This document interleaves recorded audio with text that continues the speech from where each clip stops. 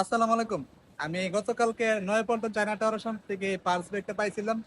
আর আমার পেজের মধ্যে আমি আপলোড করছিলাম মানি ব্যাগটা পাইছি। তো রাত্রেবেলা আমার ভাইয়ের সাথে কন্টাক্ট হইছে। এখন আমি বর্তমানে যমুনা ফিউচার পার্কে আছি। আর এখানে ভাই আসবে মানি ব্যাগটা আমার থেকে রিসিভ করে নেওয়ার জন্য। আসসালামু আলাইকুম এভরিওয়ান, কেমন আছেন সবাই? আশা করি ভালো আছেন। তো আজকে আমি যমুনা ফিউচার পার্কে আসলাম। গতকালকে আমার পেজে একটা ভিডিও আপলোড করছিলাম। আমি একটা মানি ব্যাগ পাইছিলাম নয়াপল্টন চায়না টাওয়ারের সামনে থেকে। তো আমার পেজে ভিডিও আপলোড করার পর অনেকের সাথে আমার কন্টাক্ট হই। যার মানি ব্যাগ হারিয়েছিল ওনার সাথেও আমার কন্টাক্ট হই। তো আজকে আসলাম ওনার ব্যাগটা ওনাকে হাতে তুলে দেওয়ার জন্য।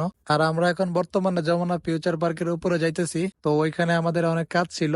আর ওই সময় আমাদের সাথে ভাইয়ের কন্টাক্ট হই। ভাইয়া বলছে ওইখান থেকে আইসা নাকি পার্স ব্যাগটা নিয়ে যাবে। তো আমরা এখানে অপেক্ষা করতেছি ভাইয়ের জন্য। তো আমাদের কাজ শেষ করে আমরা কিছুক্ষণ পরে জানতে পারি ভাইয়া নাকি অফিসে কাজে ব্যস্ত। তো ভাইয়া আমাদেরকে ফোন দিয়ে বলতেছে ভাইয়া নাকি আসতে পারবে না। তো আমাদের বাসা হচ্ছে ব্রাহ্মণবাড়িয়া সদরের ভিতরে। আর যার মানি ব্যাগটা হারিয়েছিল ওনার লোকেশনও ব্রাহ্মণবাড়িয়া বিজয়নগরের ভিতরে আছে। তাই আমরা ভাবছিলাম মানি ব্যাগটা ওনাদের বাসায় গিয়ে দিয়ে আসবো, যেহেতু আমাদের ব্রাহ্মণবাড়িয়ার ভিতরে আছে। কিছুক্ষণ অপেক্ষা করার পর জানতে পারি ভাইয়া নাকি একটা লোক পাঠাইতেছে আমাদের কাছ থেকে মানি ব্যাগটা নেওয়ার জন্য। তো আমরা এখানে অপেক্ষা করতেছি। তো যমুনা ফিউচার পার্কের নিচে আইসে আমার মোবাইলে কল দিয়ে বলতেছে ওনার সাথে দেখা করার জন্য। তো আমরা এখন বর্তমানে যাইতেছি মানি ব্যাগটি ওনার কাছে দেওয়ার জন্য। আর আমি মানি ব্যাগের সাথে যা যা আছে সবগুলি বুঝিয়ে দিতেছি।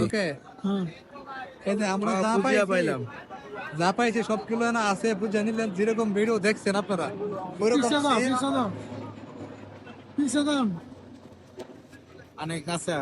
এই সব সহজ এভাবে আছে বুঝিয়া পাইলাম, বুঝাই দিয়ে দিলাম। উনি বাইরের কাছে বস করে দিব। হ্যাঁ, এইভাবে এই যে পকেটে থাকলো আমি গিয়ে এইভাবে গিয়ে ঠিক আছে।